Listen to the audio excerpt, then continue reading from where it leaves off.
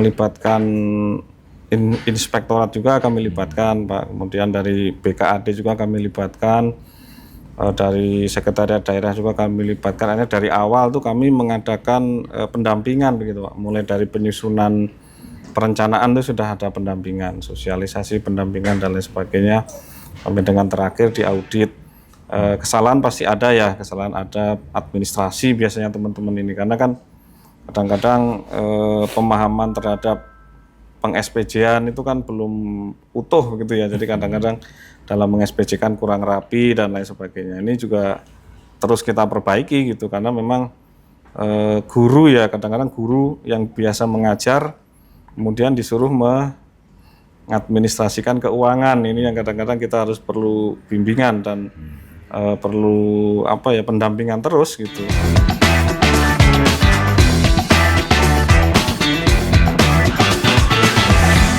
Dinas Pendidikan Kota Bogor mendapatkan pagu anggaran sebesar 710 miliar atau sekitar 24,16%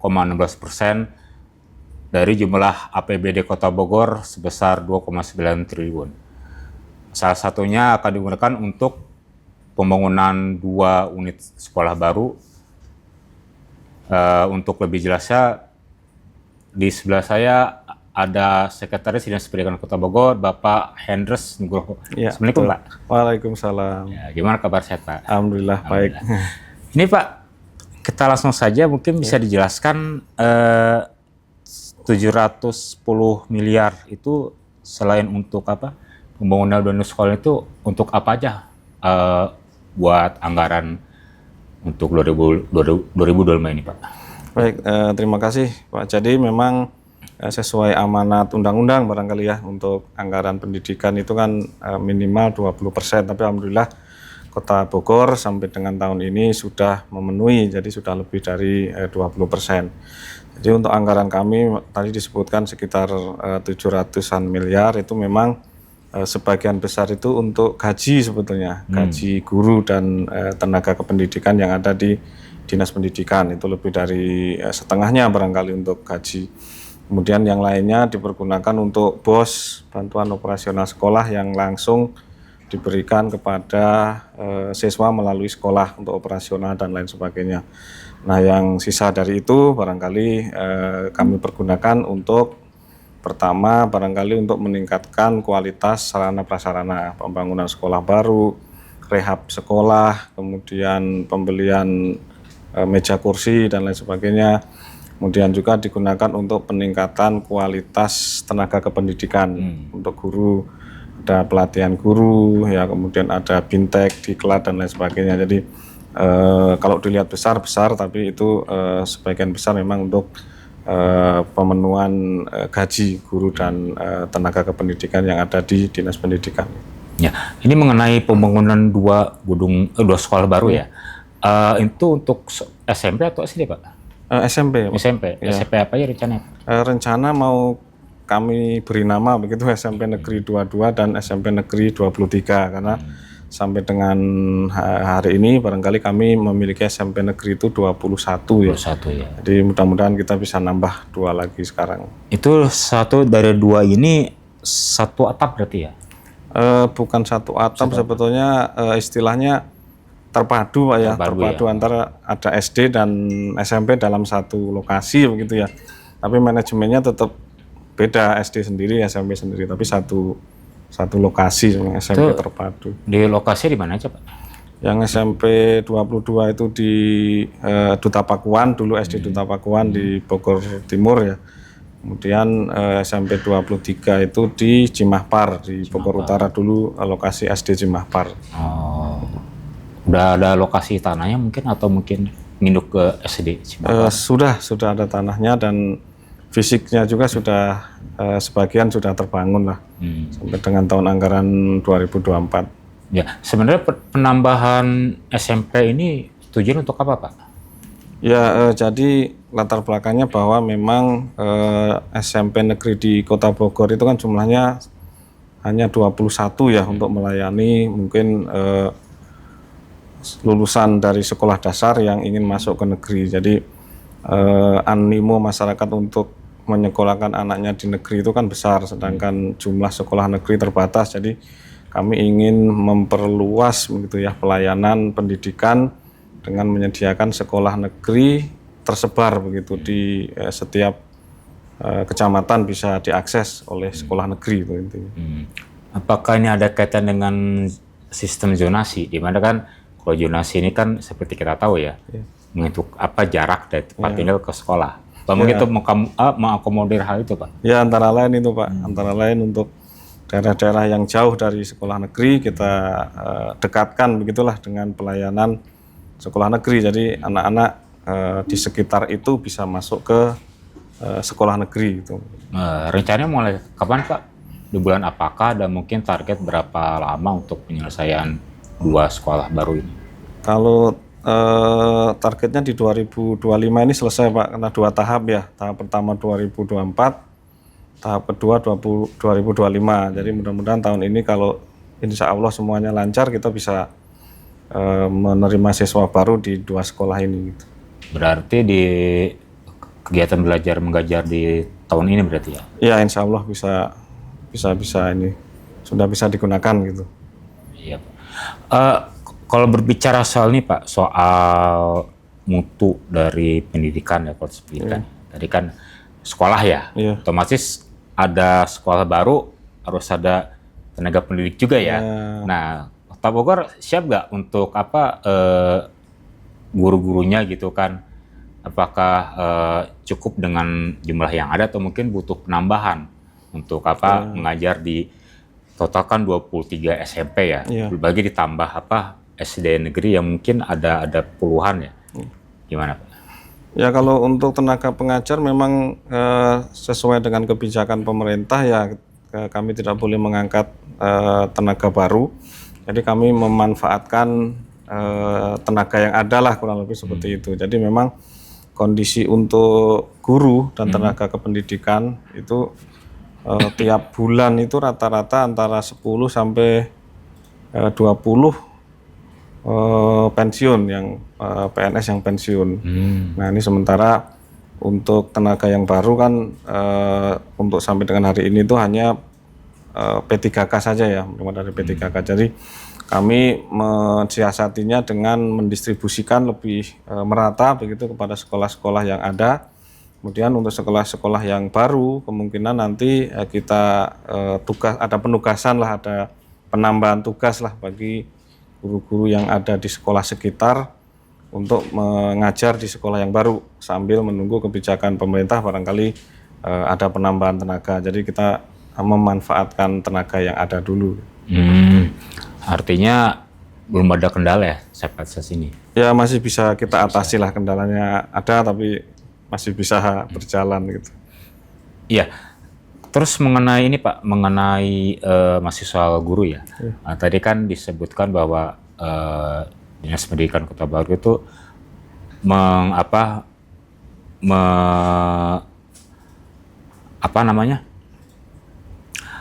lebih guru-guru dari P3K ya.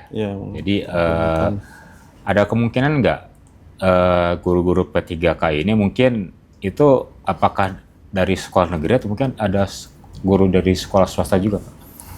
Kalau sampai hari ini mungkin kami hanya menggunakan guru-guru dari sekolah negeri ya, yang P3K kan itu sebetulnya kan ASN juga, cuma ada perbedaan dengan yang PNS lah beberapa. Jadi itu karyawan kami juga ya, dari negeri gitu. Gitu. Ini Pak, mengenai sekarang ini kita ke topik lain mengenai yang lagi rame nih. Program makan bergizi gratis ya.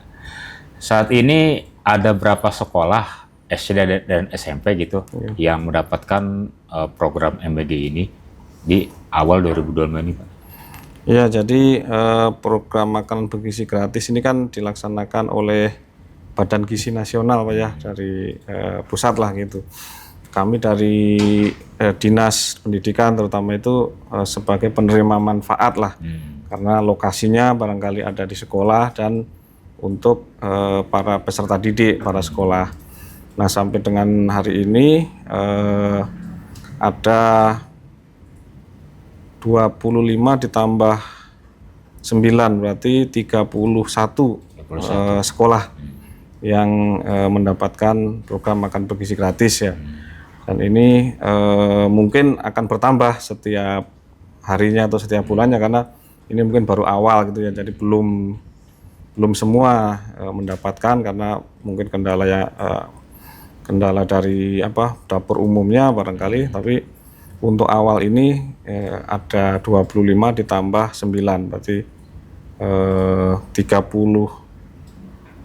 ya, 25 ditambah 9 34, maaf, ada 34 sekolah untuk sampai dengan hari ini. Ya. Kira-kira untuk tahun ini mungkin ya, ada berapa sekolah yang bakal mendapatkan program itu, Pak? Kalau kami sih mengajukannya semua sekolah, Pak ya. Sekolah ya. Semua sekolah. Kalau untuk dari TK sampai dengan SMP itu ada 172.000 siswa. Kalau untuk sampai dengan SMA itu yang saya tahu ada 260.000 siswa lah. Harapan kami ya semua gitu ya dapat gitu untuk tahun ini. Tapi kan tergantung ini ya. Iya. Di sana. Ya, kan kalau dari pantauan dari distrik sendiri terhadap program ini bagaimana? Mungkin terutama kan yang ramai ini kan soal makanan ya. Mungkin terutama anak TK, anak SD yang kadang agak kesulitan untuk makan karena ada yang nggak suka pakai nasi gitu, sayur kan, ya. sayur atau apa gitu ya. Beda dengan SMP dan SMA yang tidak pilih makanan. Mungkin kalau dari pantuan distrik sendiri gimana di lapangan, Pak? Ya, memang ada beberapa anak yang karena mungkin tidak biasa makan sayur jadi agak kesulitan begitu karena kan kalau makanan sehat bergizi itu kan menunya pasti ada nasi, sayur, lauk, ya, buah lah gitu ya. Nah ini kadang-kadang karena mungkin kebiasaan di rumah atau di tempat tinggalnya itu tidak makan salah satunya, ini jadi kendala ya. Tapi ini kami ambil positifnya saja, kami ambil hikmahnya saja bahwa ini juga melatih, mengajari anak-anak untuk makan bergizi gitu ya. Ya mungkin karena di rumah, karena kesibukan, karena kebiasaan tidak suka makan sayur, karena ada program ini kan kami apalagi anak SD gitu ya sambil mengajarkan bahwa makan bergizi itu seperti itu gitu. Kalau kami melihat hikmahnya karena biasalah namanya anak-anak ya kan semua juga ada yang suka sayur, ada yang biasa di rumah makan roti, barangkali makan nasi jadi makan pagi makan nasi jadi agak kesulitan. Tapi menurut saya dari segi edukasinya bagus gitu ya, bisa memberikan pelajaran secara langsung gitu tentang makan yang seimbang dan bergizi paling gitu. Kira-kira bisa nggak mungkin alternatif ketika dipaksa tapi mereka tidak suka? Ada alternatif misalkan yang tidak suka nasi mungkin bisa diganti dengan kentang misalkan gitu. Ya mungkin bisa saja ya, bisa saja ya. Itu bisa mengusulkan dari sekolah atau gimana, Pak?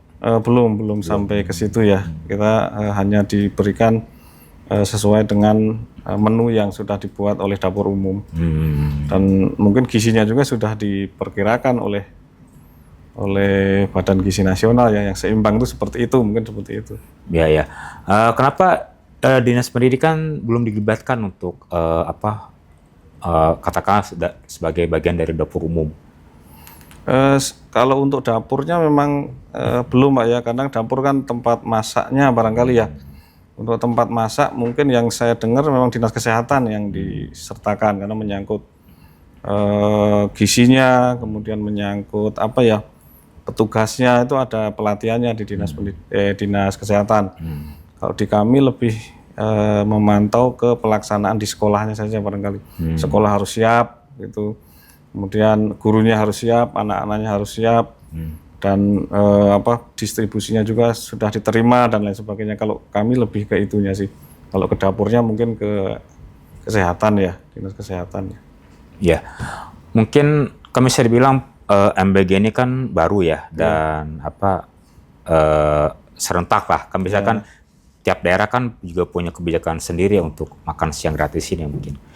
Mungkin kalau dari pihak distrik Kota Bogor sendiri melihat adanya program dari pemerintah ini mungkin seperti apa? Tadi kan selain tadi sebutkan memberikan edukasi kepada siswa ya soal gizi ini seperti apa gitu ya. Mungkin ada hal ini yang di Stik Kota Bogor lihat dari program ini Pak? Ya, selain yang tadi barangkali juga bisa tujuannya kan salah satunya untuk menghidupkan UMKM ya. Yang ini yang mungkin salah satu efeknya ya dari segi bahan-bahan mungkin penjual-penjual yang ada di sekitar bisa lebih laku begitu. Kemudian UMKM yang ada di sekitar kan yang saya dengar nanti akan melibatkan UMKM begitu dalam hal dapur umum. Nah, mungkin ini juga salah satu dampak positif ya, di samping ke siswa, ke sekolah juga ke masyarakat sekitar, terutama untuk UMKM itu mungkin. Ya, ini Pak mengenai rencana pemerintah ya di bulan Ramadan ini ada libur selama sebulan. Mungkin ada ini nggak positif dan negatif ya selama Ramadan itu siswa libur 1 bulan? Iya, kalau untuk wacana libur bulan Ramadan kami juga belum mendapatkan informasi resmi ya dari kementerian maupun dari provinsi ya gitu. Cuma ada wacana yang pernah saya dengar itu ada libur penuh selama 1 bulan khusus untuk keagamaan dan lain sebagainya. Ada juga yang libur sebagian, artinya awal dan akhir lah gitu ya. Ya ini menurut informasi sedang digodok lah begitu oleh kementerian, dicari mana yang terbaik. Kalau dari kami sih prinsipnya mengikutilah apa yang diputuskan oleh pemerintah pusat. Karena kalau libur sebulan juga ada positifnya, artinya anak-anak bisa lebih tekun beribadah lah mungkin bagi yang menjalankan ibadah puasa, kemudian lebih fokus mungkin ya. Kemudian kalau dari libur yang sebagian juga ada positifnya, mungkin juga tidak terputus begitu pelajaran sekolahnya. Karena kalau libur sebulan kan mungkin pembelajaran di rumah kurang maksimal. Nah itu kalau untuk libur sebagian kan ada hari-hari tertentu yang masuk sekolah. Nah itu mungkin sistem pembelajarannya tidak terputus gitu. Jadi ada plus minusnya lah. Tapi prinsipnya kita ya menunggu saja gitu ya kebijakan dari pemerintah karena itu kewenangan di sana. Gitu. Ya. Kira-kira kalau andaikan 1 bulan Ramadan ini siswa libur ya mungkin. Dari apa sebenarnya yang dicapai gitu dengan apa? Itu kan sebenarnya udah ada dari zamannya Presiden Abdurrahman Wahid ya. Yang dulu ya Pak ya. Dulu ya. Dulu sekali itu. Ya terus rencananya bakal dihidupkan kembali mungkin.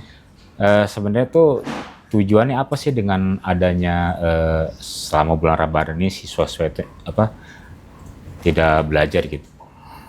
Wah kalau itu mungkin harus ke kementerian Pak ya, takut salah juga jawabnya. Mungkin kementerian punya, kalaupun itu disetujui pasti punya pertimbangan yang matang gitu ya.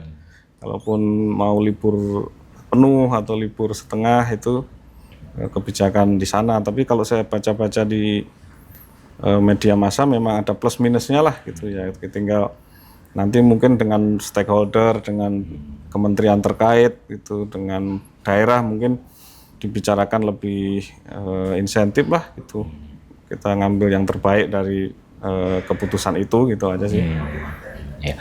Ini Pak kembali lagi kepada soal tadi pendidik ya. Iya. Tadi kan seperti disebutkan ya tadi di luar ini ya bahwa saat ini dari pemerintah itu masih mengutamakan guru-guru honorer yang mengajar di sekolah negeri untuk masuk ke dalam P3K dibandingkan swasta ya. Mungkin bisa dijelaskan lagi alasannya kenapa tahun ini dari negeri dulu dan kenapa swasta di stop dulu Pak? Ya ini sebetulnya kebijakan dari pusat ya, Kemenpan. Kalau beberapa tahun yang lalu kebijakannya bebas gitu, mau negeri mau swasta boleh mengikuti seleksi P3K.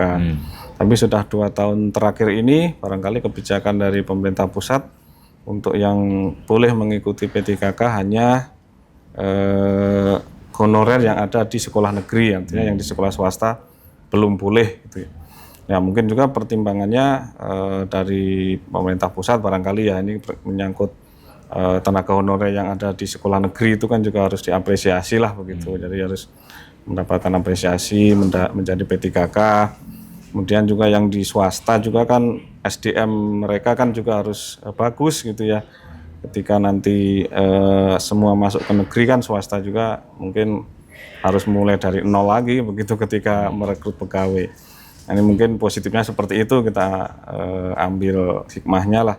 Tapi memang kebijakan di pusatnya untuk 2 tahun ini barangkali masih tenaga honorer di negeri saja yang mendaftar di P3K. Kurang lebih masih ada ratusan lagi ya yang belum ya di Kota Bogor. Ya, ada 100-an lebih. Ratusan lebih ya yang belum diangkat sebagai P3K ya. Ya, masih banyak.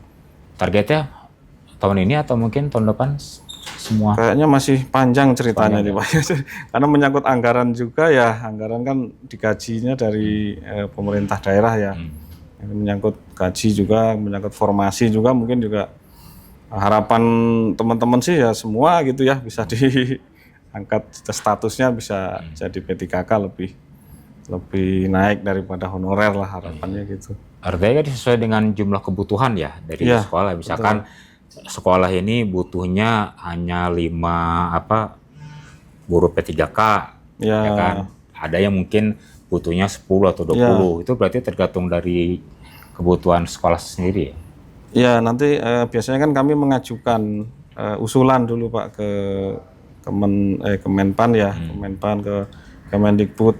Nanti dihitung formasinya termasuk memperhitungkan gaji juga yang harus dibayarkan lah. Jadi bertahap lah itu, bertahap artinya tidak bisa sekaligus lah diangkat. Jadi perlu waktu barangkali ya untuk semuanya. Iya. Mengenai ini Pak Bos, di sini kan tadi Bapak menyebutkan bahwa dari anggaran 710 miliar ini kan sisanya ada yang untuk BOS ya. Ya, untuk BOS. Mungkin kalau untuk pengawasan BOS sendiri sejauh ini gimana? Untuk tahun lalu ya? Untuk tahun lalu, apakah Distrik pernah menemukan indikasi adanya kebocoran dari BOS atau mungkin sesuai manfaat itu kan siswa-siswa yang terutama yang kurang mampu dan guru honorer itu merasakan manfaat dari BOS sendiri gimana? Ya kalau pengawasan kami melibatkan inspektorat juga kami libatkan Pak, kemudian dari BKAD juga kami libatkan, dari sekretariat daerah juga kami libatkan. Akhirnya dari awal tuh kami mengadakan pendampingan begitu Pak, mulai dari penyusunan perencanaan itu sudah ada pendampingan, sosialisasi pendampingan dan lain sebagainya, sampai dengan terakhir di audit. Kesalahan pasti ada ya, kesalahan ada administrasi biasanya teman-teman ini, karena kan kadang-kadang pemahaman terhadap peng-SPJ-an itu kan belum utuh gitu ya, jadi kadang-kadang dalam meng-SPJ-kan kurang rapi dan lain sebagainya. Ini juga terus kita perbaiki gitu, karena memang guru ya, kadang-kadang guru yang biasa mengajar kemudian disuruh mengadministrasikan keuangan, ini yang kadang-kadang kita harus perlu bimbingan dan perlu pendampingan terus gitu. Walaupun ada kesalahan, bareng-bareng kita rapikan, karena biasanya teman-teman ini di administrasinya yang belum rapi gitu. Kalau penyimpangan menurut saya juga sudah minimal lah sampai dengan tahun ini. Ini kan lagi rame soal di medsos penyelewengan dana PIP ya. Di tempat lain? Ya tempat lain ya. Mungkin di Kota Bogor mudah-mudahan nggak ada ya. Insya Allah nggak ada. Itu sebenarnya tuh kenapa hal itu bisa terjadi Pak kalau di tempat lain itu? Mungkin kalau dari Bapak sendiri melihatnya fenomena seperti apa itu? Oknum Pak ya itu ya, oknum ya tidak bertanggung jawab gitu ya. Jadi dia dia tidak tahu mungkin juga ya, tidak tahu cara menggunakan. Yang kedua memang pengawasannya kurang maksimal dari pemerintah. Dan yang ketiga memang unsur kesengajaan begitu.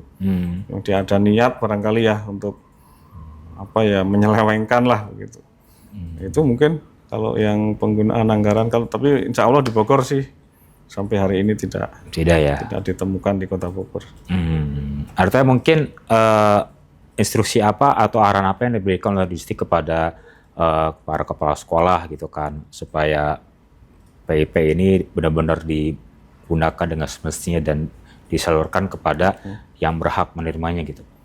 Ya kalau kami sih tadi saya sampaikan dari awal, kalau untuk anggaran-anggaran yang berasal dari pemerintah, apakah itu BOS, BIP, BSM dan lain sebagainya, itu dari awal kami sudah mewanti-wanti begitu ya, kemudian melaksanakan sosialisasi, pendampingan dan lain sebagainya terhadap penggunaan anggaran-anggaran ini supaya sesuai dengan petunjuk teknisnya gitu. Digunakan untuk apa, berapa, dicatat di mana, itu dari awal kami sudah memberikan sosialisasi dan pendampingan. Di perjalanan pun kami selalu monitoring lah agar teman-teman kepala sekolah ini juga mengingatkan lah kepada mereka supaya ya mereka juga bisa menggunakan anggaran itu sesuai dengan ketentuannya ya, sesuai dengan perencanaannya begitu.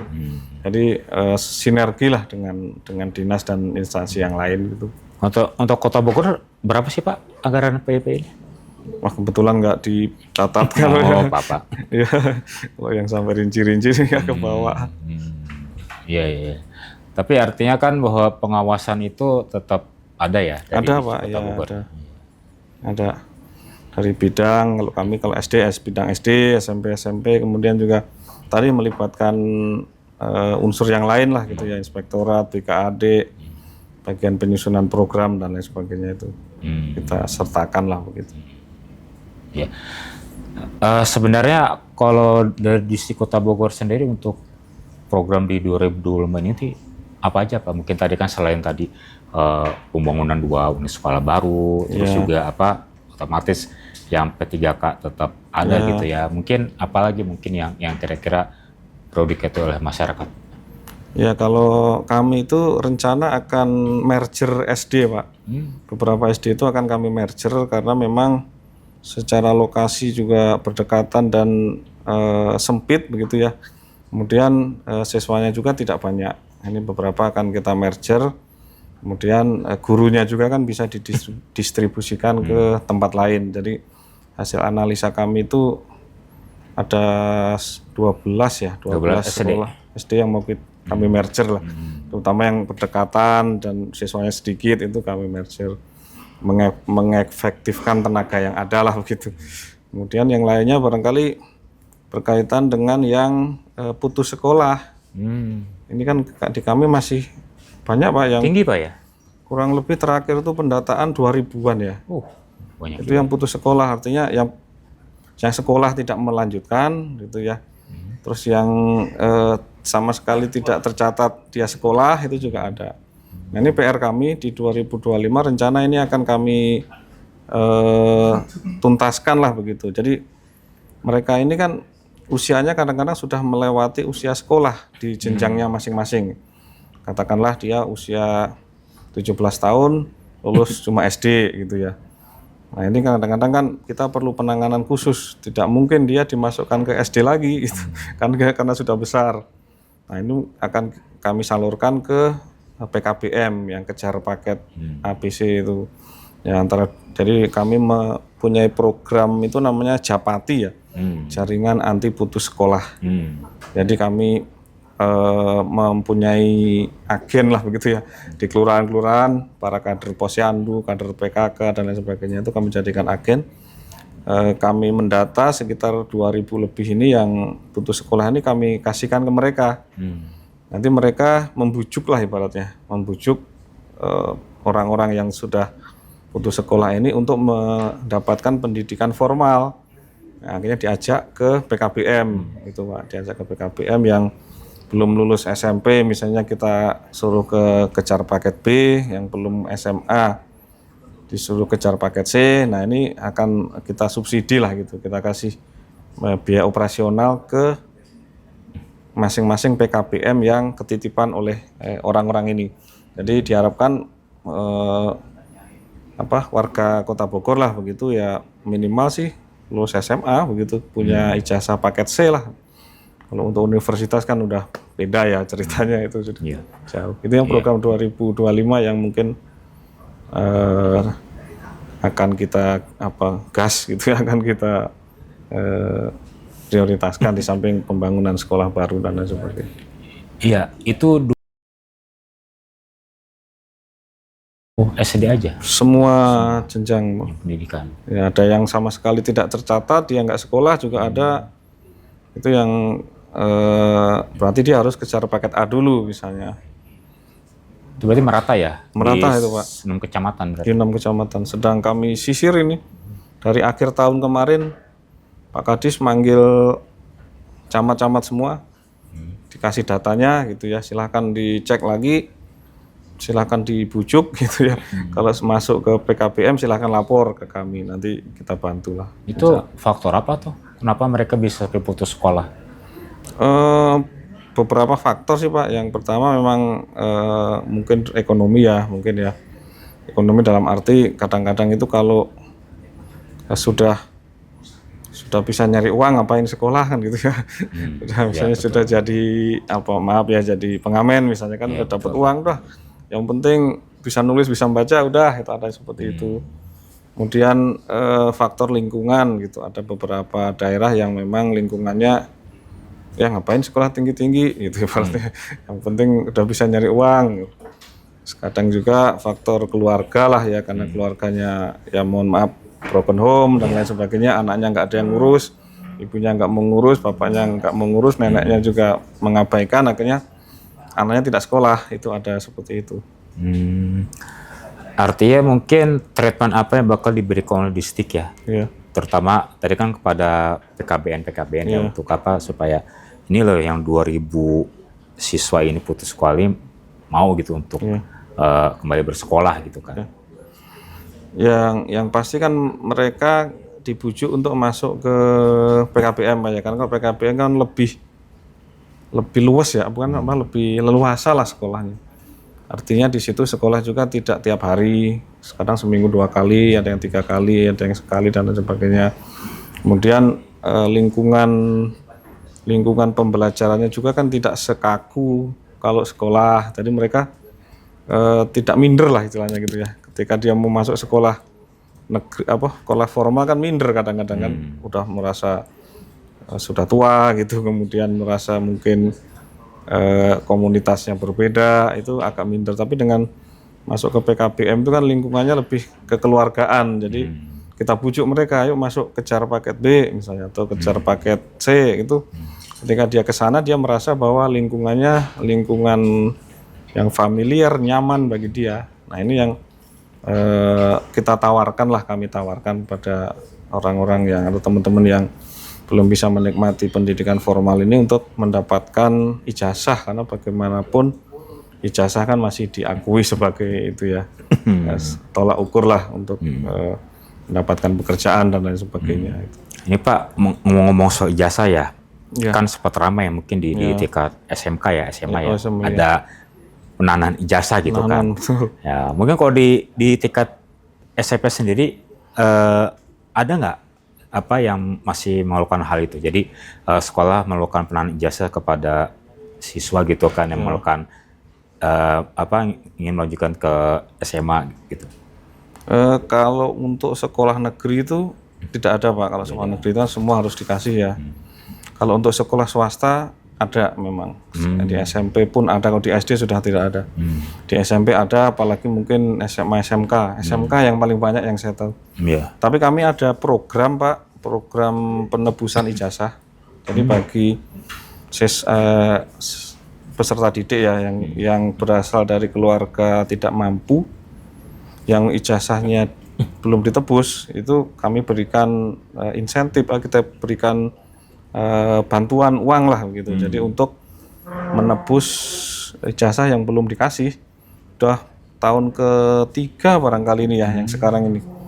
Jadi kami berikan untuk SD nggak ada. Untuk SMP itu 2 juta kalau nggak salah ya. 2 juta. SMA itu 2,5 mungkin. SMK 275 kalau nggak salah, itu untuk tahun ini standarnya.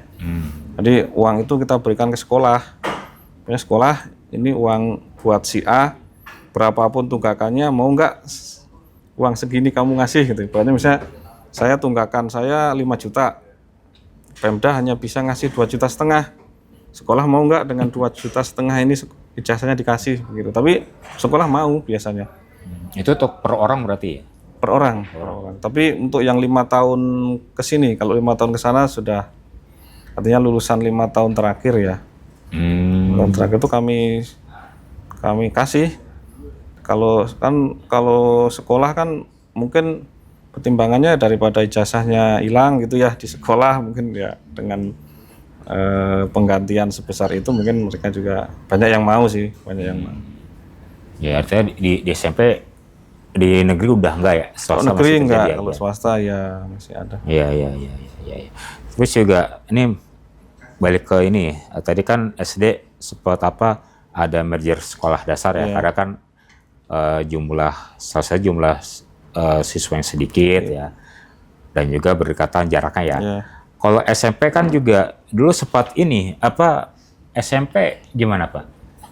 Kalau SMP negeri mungkin ya persebarannya kan belum merata Pak ya. Kalau di Kota Bogor itu kebanyakan di Bogor Tengah mungkin ya, kebanyakan di Bogor Tengah. Jadi untuk sekolah negeri memang kebijakannya kami kan masih ditambah ya, tahun ini nambah 2 sekolah negeri lah gitu. Jadi untuk SMP mungkin belum ada yang akan di merger. Tapi kalau untuk yang swasta kira-kira, soalnya kan kadang juga swasta ada yang mungkin karena masih ada anggapan bahwa swasta ini lebih mahal daripada negeri, jadi kadang juga tidak merata gitu ya. Ketika masuk negeri tidak bisa, swasta juga pilih-pilih kan. Akhirnya ada yang surplus siswa, ada yang kekurangan gitu ya.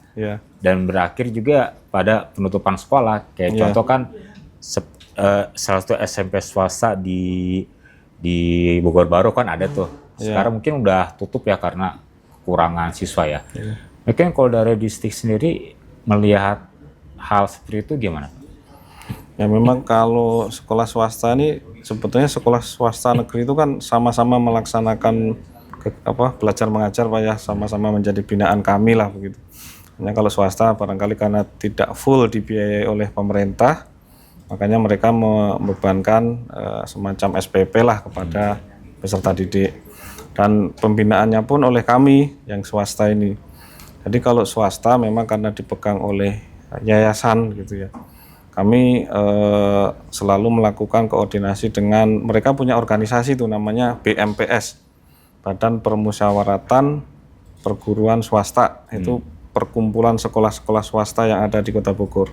Kami melalui BMPS ini selalu bersinergi begitu, melakukan pembinaan terutama dalam hal manajemen, administrasi, manajemen dan lain sebagainya. Kemudian juga ikut membantu dalam meningkatkan kualitas guru-gurunya.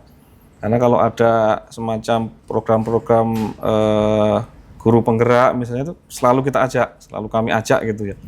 Guru penggerak, kemudian MKKS yang kepala sekolah, kemudian ada diklat mata pelajaran itu pasti kita ajak, karena harapan kami kalau gurunya bagus, kemudian administrasi sekolahnya bagus, itu mempengaruhi terhadap kualitas sekolah. Karena kan kalau swasta biasanya ditinggalkan kan karena kualitasnya tidak bagus lah begitu, tidak bagus, kemudian ada tawuran dan lain sebagainya, gedungnya juga mungkin tidak nyaman, itu kan biasanya ditinggalkan. Nah, kami melakukan pembinaan itu.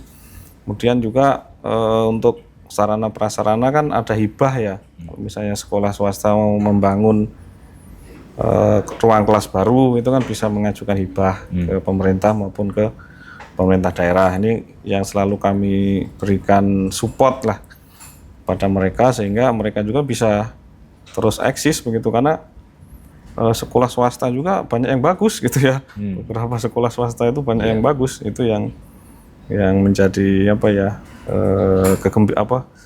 kebanggaan lah bagi kami di Dinas Pendidikan. Ya, tadi Bapak sempat menyinggung soal tawuran ya. Ya, mungkin lagi ramai nih Pak sekarang kasus geng motor yang didominasi oleh pelajar ya. Mungkin ada pelajar SMP, SMA, bahkan mungkin SD juga. Saya juga lihat di medsos itu, entah di daerah mana, anak SD juga udah tawuran mulai gitu. Ini ya. Ya, mungkin dari distrik gimana kalau menyikapi fenomena tawuran ini, kok masih sering terjadi ya? Ya, sebetulnya di kami itu kan ada satgas pelajar. Jadi anggotanya gabungan, Pak, mulai dari Dinas Pendidikan, kemudian kepolisian, Pol PP, kemudian dari unsur KCD juga ya, itu ada gabungan di kami. Jadi itu, mereka tuh ada pencegahannya, ada penindakannya lah kalau begitu. Kalau pencegahannya kan kami keliling biasanya ke sekolah-sekolah itu ya, kami memberikan sosialisasi lah begitu ya, gimana supaya anak-anak ini jangan banyak berkeliaran tanpa tujuan. Nah, sebagai contoh misalnya ekstrakurikuler kita giatkan lagi, kegiatan keagamaan ditambah lagi dan lain sebagainya. Kemudian juga kalaupun ada hal-hal yang ini kan bisa berdialog gitu, ada permasalahan katakanlah di sekolah itu ada permasalahan dengan sekolah lain ya, kita bisa membantu mediasi gitu, karena memang tawuran ini kan kejadiannya di luar sekolah gitu ya, tidak di luar sekolah dan mungkin di luar jam sekolah juga. Nah ini kadang-kadang yang karena pengawasan mungkin dari sekolah ataupun dari pihak keluarga kendor, akhirnya banyak ngumpul, banyak persinggungan dan lainnya, akhirnya terjadi perkelahian. Tapi kami meminimalisir lah dengan tim dari Satgas Pelajar ini selalu keliling gitu, Pak, sekolah-sekolah kalau jam pelajaran, kalau di luar jam pelajaran juga selalu ada kegiatan gitulah, jangan sampai siswa ini banyak yang nongkrong tidak jelas lah, intinya seperti itu. Pernah ada siswa SMP yang ketahuan tawuran ataupun ketahuan masuk yang motor? Sampai hari ini mungkin belum, Pak ya, yang banyak kan SMA, SMK ya yang banyak. Ya. Kalau yang SMP setahu saya belum ada ya. Belum ada. Iya. Pak, mengenai ini Presiden Prabowo pernah menyampaikan bahwa pemerintah berencana untuk membuat sekolah rakyat. Ya, sekolah rakyat ya, mungkin pernah dengar sekolah rakyat ya. Itu tujuannya ya bagi siswa yang dari keluarga kurang mampu itu dapat sekolah gratis gitu ya.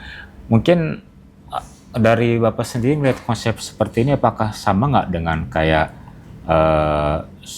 sekolah terbuka, SMP terbuka? Kan saya dengar konsepnya hampir sama ya. Kalau sekolah terbuka ini kan gratis kan ya. Dan sekolah rakyat juga sama gitu.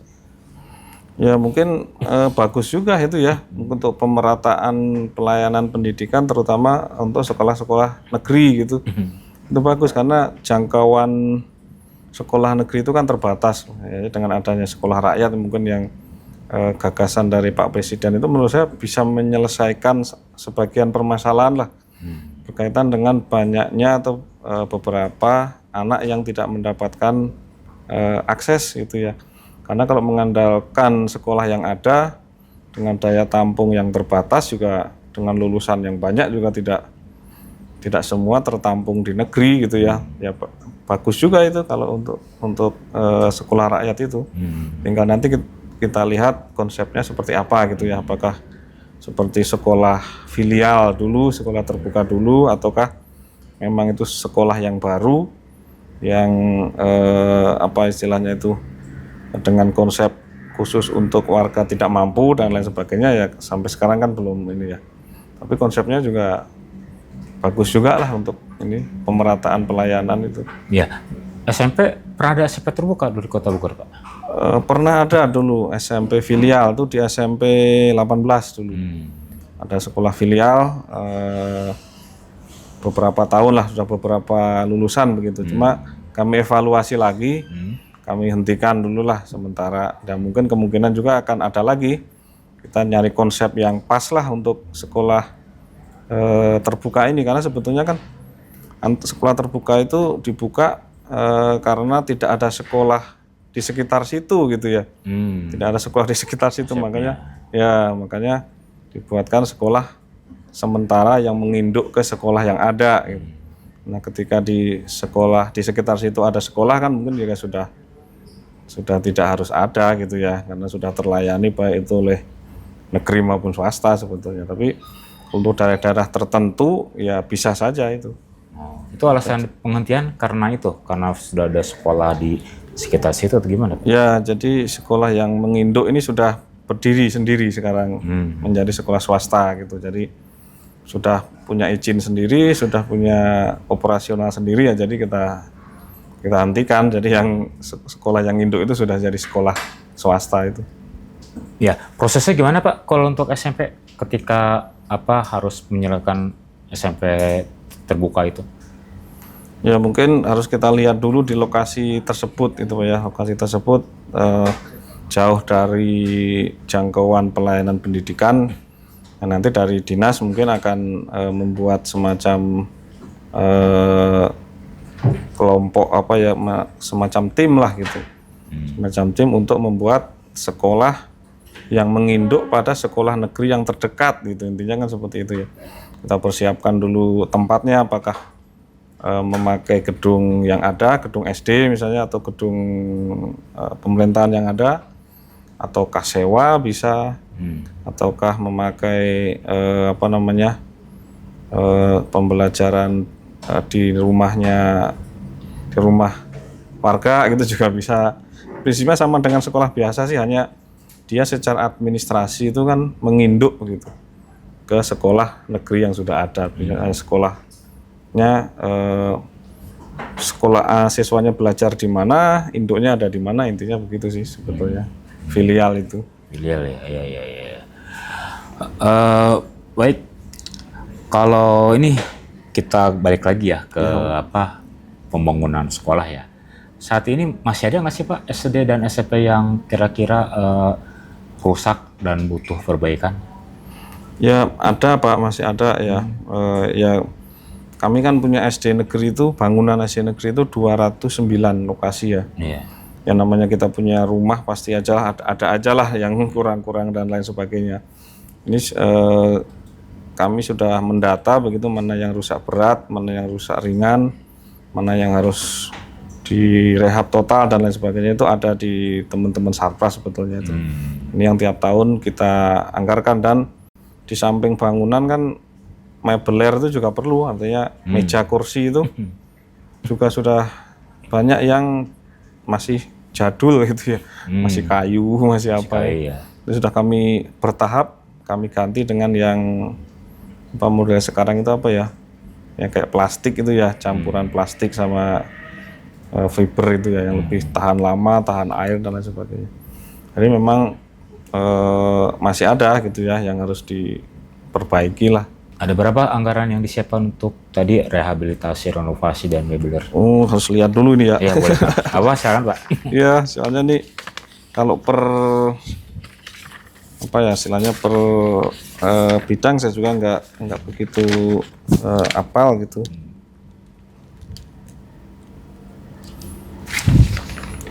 Untuk SD ini ada 5,3 ya, ini untuk pemeliharaan rutin, artinya ada perbaikan dan lain sebagainya. Kemudian untuk pembangunan ini ada 1,3, ini artinya yang rusak berat lah gitu. Kemudian yang untuk pemeliharaan tadi 5,3 ini untuk SD. Kemudian pembangunan ruang kelas baru ada juga 3,7, ini artinya sekolah yang ada ruang kelasnya kurang gitu ya. Itu kita tambah, itu ada ininya. Kemudian yang rehab sedang berat itu ada 16 M ya, tersebar ini biasanya Pak. Ini ada yang gentengnya melorot gitu ya, ada yang atapnya sudah mau roboh, itu kan termasuk yang berat. Karena sekolah kami banyak barangkali ya, ini pemeliharaannya juga banyak gitu. Itu barangkali untuk SD ya, untuk SD yang 16. Tapi paling besar berarti SD Pak ya? SD Pak, karena kebutuhannya paling. Iya, karena SD itu kan jumlahnya banyak gitu. Banyak, SD ya. Itu jumlahnya banyak. Dan juga banyakan masih bangunan lama ya berarti? Ya, peninggalan zaman Inpres dulu ya. Inpres ya, betul. SD Inpres itu. Iya. Untuk Cimahpar aja yang SD yang kemarin itu 15M, ini yang sisa yang belum selesai ya. Kemudian ada juga Gang Aut, ini juga rehab berat. Kemudian Cimanggu, Gang Kencana 1, ini juga rehab berat. Bongkar total lah itu, cukup besar juga kalau SD. Itu paling kalau untuk Sarpras. Iya, ya emang sangat mendesak sekali apa fasilitas belajar mengajar yang representatif kan. Iya, betul, betul. Ya, yang sampai dulu kan pernah ada tuh SMP yang kurang mebeler sehingga siswa Ya, duduk di lantai ya. Ya, di lantai ya. SMP 20 kalau nggak salah dulu. 20 dulu. Iya. Kalau tidak salah. Iya. Untuk gantian masuknya ada yang pagi, ada yang siang gitu. Sekarang udah masuk pagi semua yang SMP. SMP pagi semua, Pagi Pak. semua ya. Kalau SD masih ada yang 2 shift karena ya memang gurunya terbatas ya. Tapi hanya beberapa SD sih, tidak banyak. Kalau idealnya itu gimana sih Pak? Untuk kegiatan belajar mengajar itu apakah pagi itu ideal? Misalnya mulai dari pagi sampai sore gitu kan untuk belajar mengajar itu? Ya sebetulnya kan kalau sesuai dengan kurikulum sekarang kan kalau SD itu sampai jam ada yang sampai jam 10, ada yang sampai jam setengah 1 ya.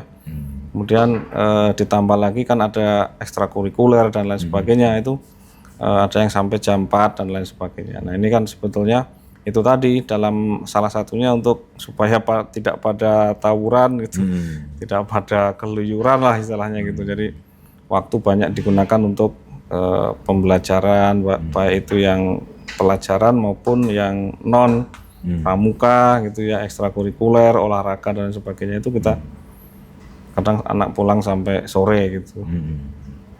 Ya. Terus sebenarnya apakah bagian dari kegiatan apa Merdeka Belajar dengan adanya dari pagi sampai sore anak sekolah itu belajar gitu Pak? Ya, antara lain mendukung itu Pak, mendukung itu. Jadi sekarang itu kan anak tidak hanya dituntut tidak hanya anak pinter itu bukan hanya dari akademik lah gitu ya. Kalau dulu zaman kita barangkali sekolah kan dari akademik ya, nilai matematika berapa bagus berarti pinter gitu. Kalau sekarang tidak harus, jadi banyak juga yang dia tidak pinter di akademik tapi punya kelebihan di bidang lain, itu juga dinilai gitu.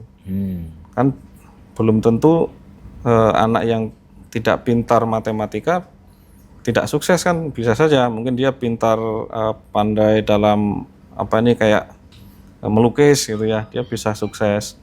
Atau dari olahraga misalnya pencak silat ada yang jago, nanti dia kan bisa ikut olimpiade apa, dia bisa sukses punya.